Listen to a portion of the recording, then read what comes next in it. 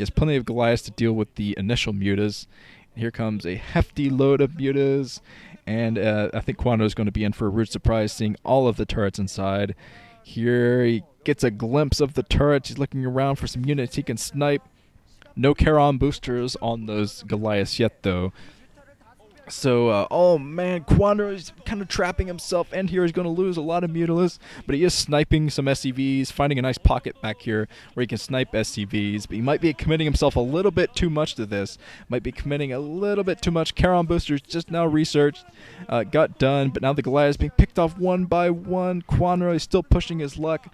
The Marines being pulled out of the bunkers to come back in and fight for Leta, and that was a smart decision from him because I don't think the Goliaths would have been able to hold that. But now the Marines are in to help the Goliaths, so Kwanro being completely destroyed as far as his Mutalisk count goes. And I don't see any reinforcement Mutalisk coming in from him, so Kwanro might want to think about backing off at this point.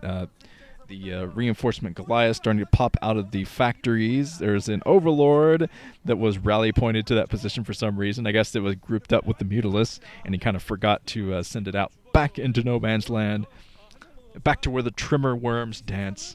But Kwanro has expanded down at the 8 o'clock position now. It looks like he wants to take the corners.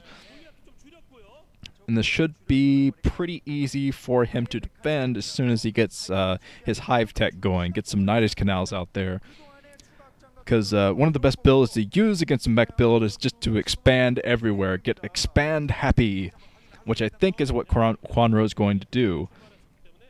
He'll have to take 2 more bases, I think, to really fight back this build. He's already taken one more up at the 11 o'clock position.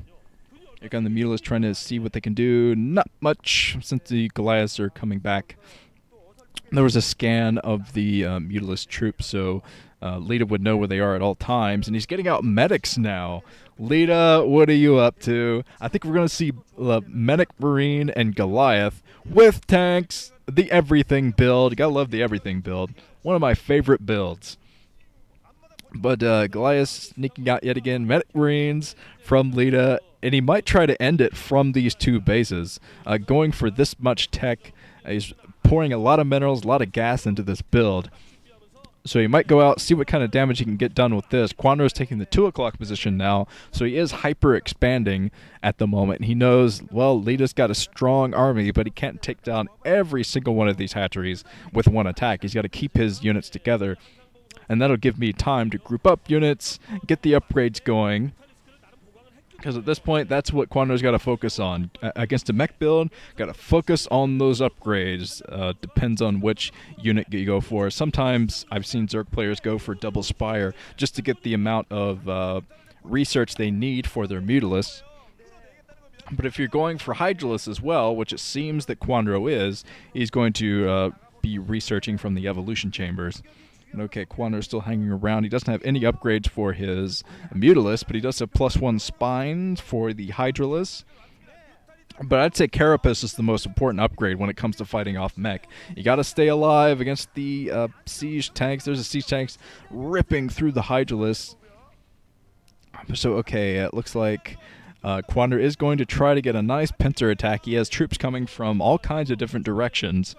But it might be difficult to set up this attack, since Leta seems to be aware of it. He's coming up here. This is not the kind of attack that Kwanro wants to do, backing off right now against all of the Medic Marine troop. He might lose this entire troop down here at the 6 o'clock position, because Leta definitely is capable of taking this down. So Kwanro getting out of dodge, losing his Hydralisk, though, more than he wanted.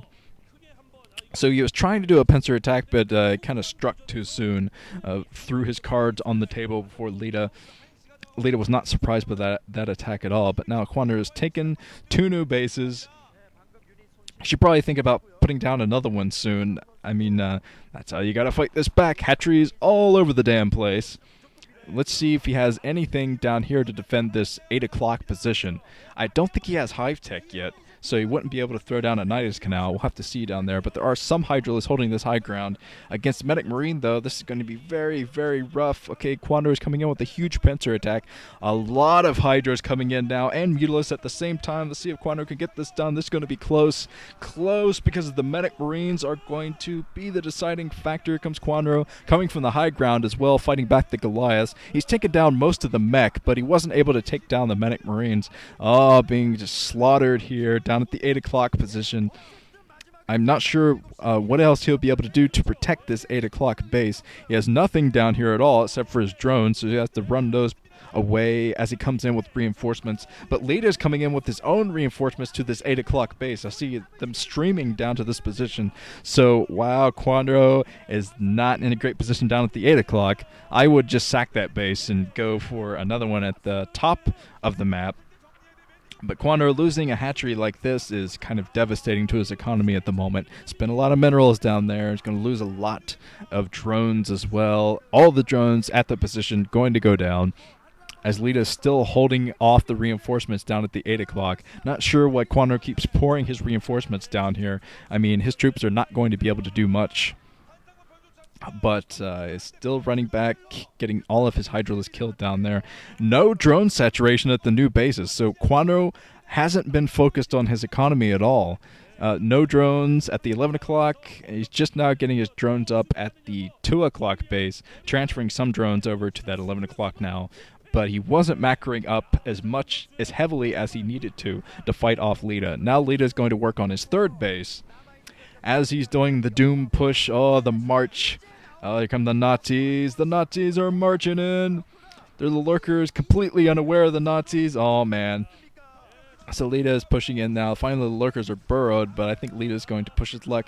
Do the scan. He has his tanks out of range of those lurkers. So Kwanro, I'm not sure what he's doing. He's fighting against the tanks right now that are out of range of these lurkers. So, yeah, he's got to fall back. Lurkers are not that great against a mech build just because of the range of the tanks like this.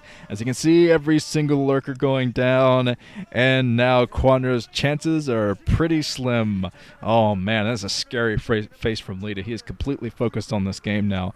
Nice build from him, the everything build. Of course, we didn't see the vultures out yet, but we might still see them. You never know. He might come in with some vultures just for embarrassment purposes. But Kwanro trying to hold his natural expansion. I'm not even sure he's going to be able to do that. Nope. Not nearly enough troops to hold this. And Kwanro looks like he was confused both the last two games about what kind of unit composition he needed to fight back this type of unit composition. GG. And Leta moves into the round of 16.